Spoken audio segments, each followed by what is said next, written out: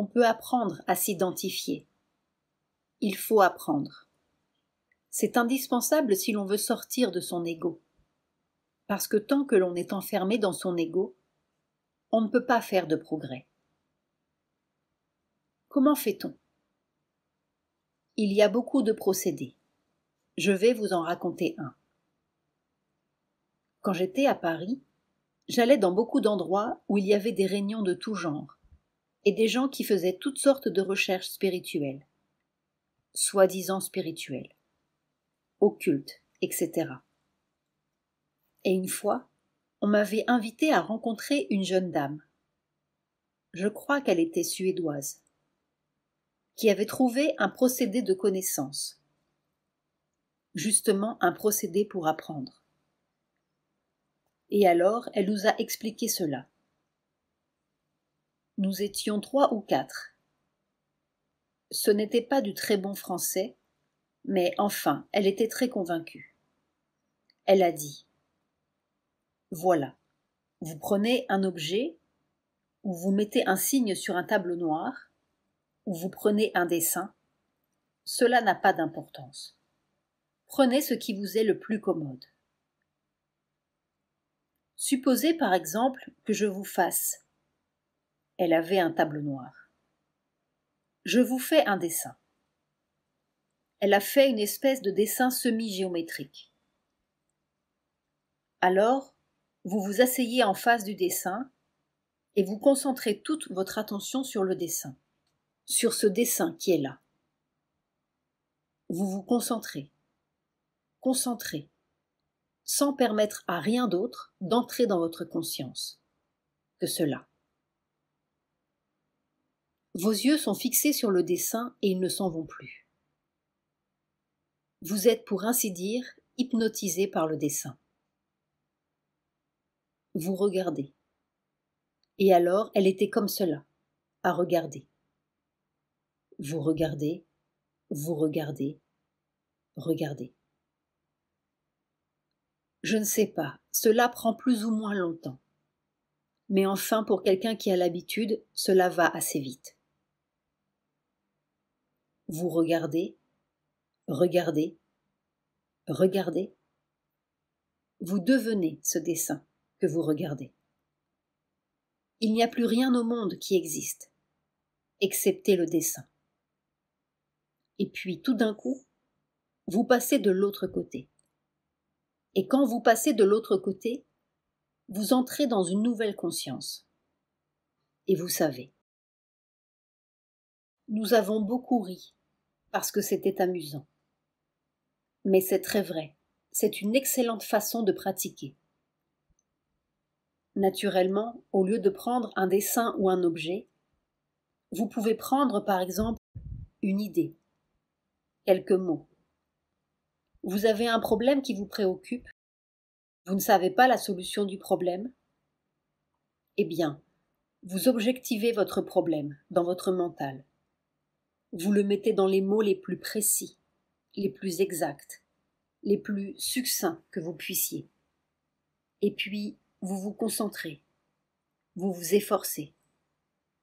Vous vous concentrez seulement sur ces mots, et si possible, sur l'idée qu'ils représentent, c'est-à-dire sur le problème.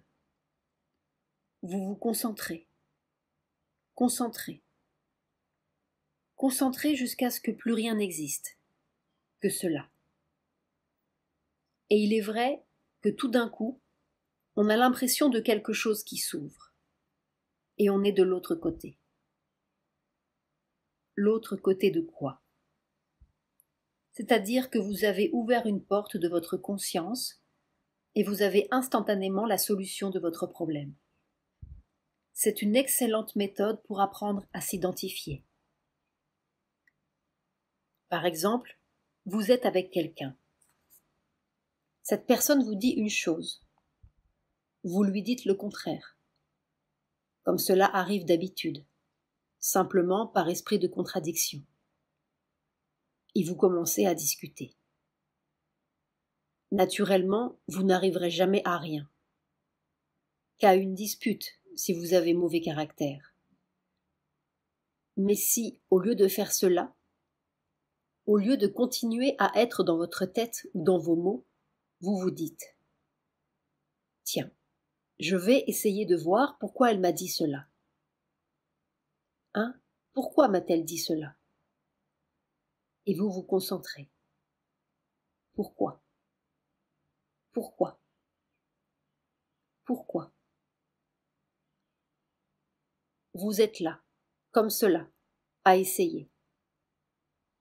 La personne continue de parler, n'est-ce pas? Et très contente, parce que vous ne la contredisez plus.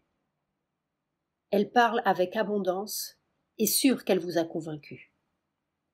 Et alors vous vous concentrez de plus en plus sur ce qu'elle dit, et avec l'impression que petit à petit, à travers ces mots, vous entrez dans sa tête.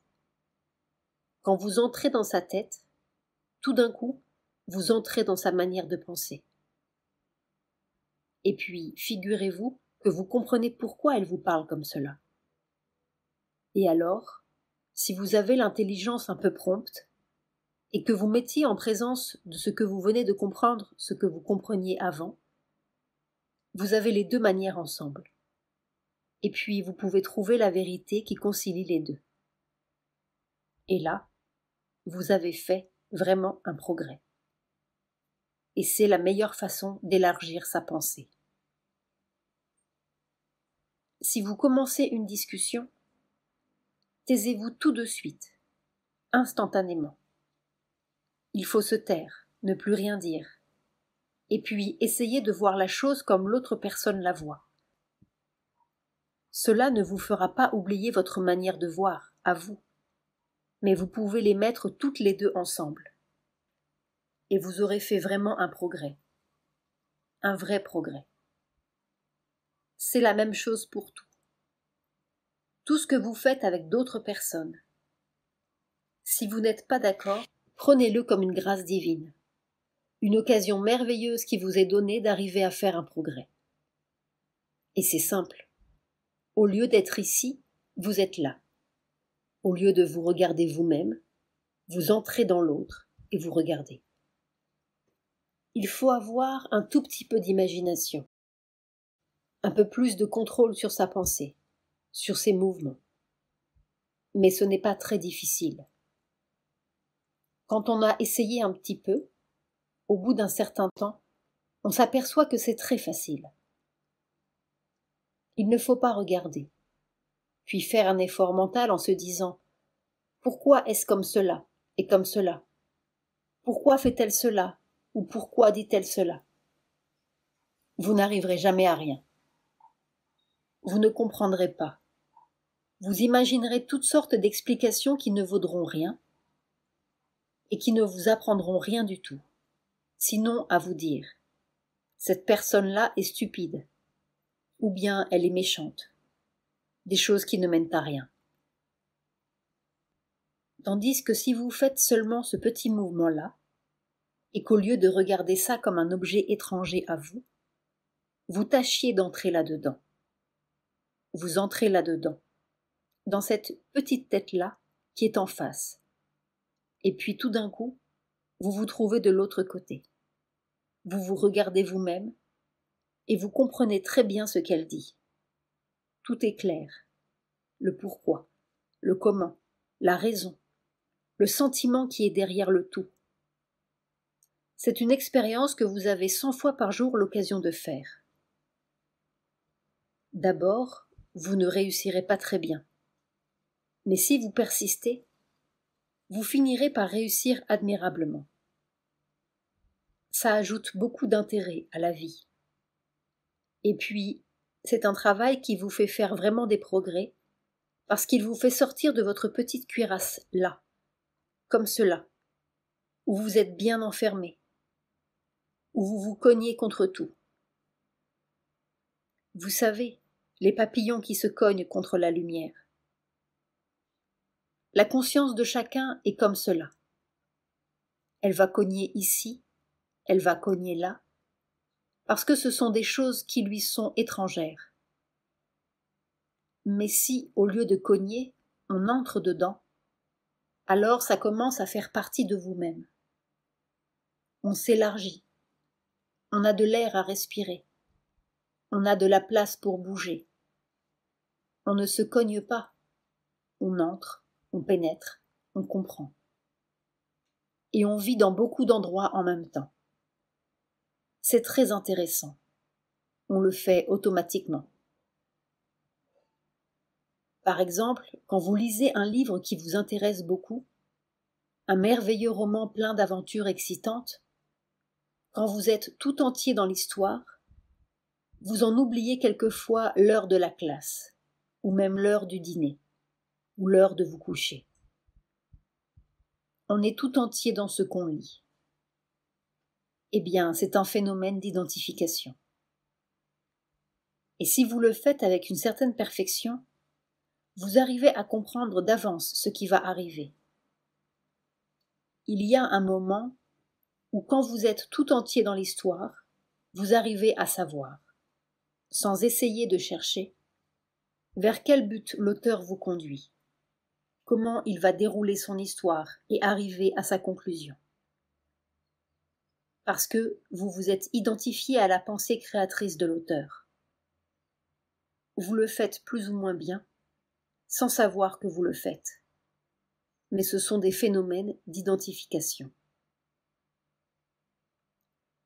Extrait des Entretiens, 1953, le 12 août 1953. La mer.